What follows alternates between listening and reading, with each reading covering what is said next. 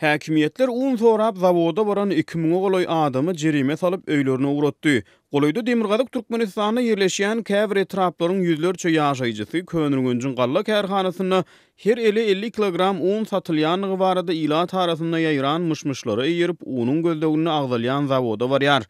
Ýöne olar uny derek häkimiýetleriň batyşyna sedewar bolýar. Howpsuzlygyň we polisiýanyň işgärleri zawoda un tama edip barýan ýüzlerçe adamyň el telefonlaryny barlap, olary saklaýar we bir ay mundan ozal buğdoý gytçylygy sebäpli önümçiligi togtadylan, ýagny işlemeýän zawodyň işini bökdemekde aýplap adam maşyna 20 manat jerime töleden soň olary boşadyp öýlerine goýup berýär. Bu barada Azatlygyň vilayetdaky çeşmeti howpsuzlyk ýagdaýlary sebäpli efirde atlandyrylmazlyk şertini gurrun berdi. Geçen duşenbe günü ýagny 11-nji iýulda Daşuwut vilayatynyň tas ähli etraplarynyň hususan Guwadag, Saparmurat Niýazow, Gurban Sultan Eje, Saparmurat Türkmenmaşy etraplarynyň 2000 ogly ýaşaýjysy Könürgünjiň un zawodyna her ele 50 kilogram un satylýarmyş diýen ilat arasyna ýalan myşmyşlary onanyp Könürgünç etrawynyň un zawodyna bardy diýip çeşme gurrun berdi. Onuň sözlerine görä yerli ýaşaýjylar kärhanada ne unyň, ne kepegiň, ne de çöregiň bardygyny şaýat bolýarlar. Şeýlelikde un gytçylygyndan ejir çekip zawoda ýüz tutan raýatlar agdalýan galla kärhanasynyň ýakyny wagtlaýyn wezipe bellenen direktoryna ýüz tutýar.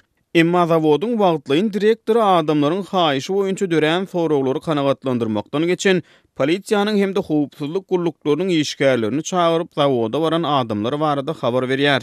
Häkimiýetler zawoda baran adamlary münüp gelen ulaglaryny tutsaglyga ekidip olaryň el telefonlaryny barlady we zawodyň işini bökdemekde aýyplap olaryň her haýsysyna 20 manat jerime töleden soň boşadyp goýup berdi diýip çeşme şeýle ýagdaýlary başdan geçiren raýatlaryň sözlerine salgylanyp gurrun berdi. Olar halky un zawodynyň işine päsgeli bermekde aýplaýar. Ýöne bu kärhana buğdoý gytçylygy sebäpli bir ay mundan ozal işini togtatdy. Zawodyň işgärleri de tölegsiz ruhsada uğradyldy. Olary çäre geçirilse çağırýarlar, bolmasa öýlerine işsiz ýatyr diýip çeşme gurrun berdi. Görnüşinden Türkmenistanyna un gytçylygy bilen bagly ýüze çykýan tolgunçuk adamlaryň ilat arasyna döreýän islenlik pozitiv häsiýetli myşmyşa eýermegine getirýär. Media syn edýän ekspertleriň pikirine görä ýurtda döwletiň berk gödäwçiligine saklanýan köpçüliklerin media serişdeleri öz-özünden ýüze çykýan jemgyýetçilik dowurlary barada çürt kesik dymýar. Hatta gytçylyk gyzyşdygyça yerli media bagtyarlyk wagtnamalarynyň dozasyny artdyrýar. Synçylaryň pikirine görä Türkmenistan garaşsyzlyk ýyllarynyň iň agyr ykdysady krizislerinden birini başdan geçirýär. Ýöne häkimiýetler edýän çykyşlaryna ýurtda dowam edýän ykdysady ysgynsyzlygyny tasdiklaýar, ne de inkar edýär.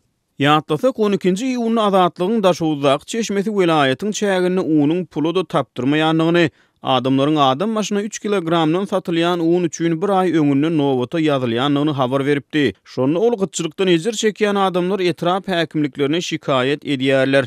Olaryň boş wagdalar bilen adamlary aldap goýup berýärler diýip yerli ýaşaýjylaryň en çemesine salgylanyp habar beripdi. Galy bersede çeşmeýäniň maglumatlaryna Daşuwdyň boldumsal etrawyna çörek satyn alýan adamlardan pasport sorulýanlygy bellenip geçilýär. Türkmen häkimiýetleri öňe sürilýän bu habarlary ne tasdiklap, ne de inkar edip çykyş edýär.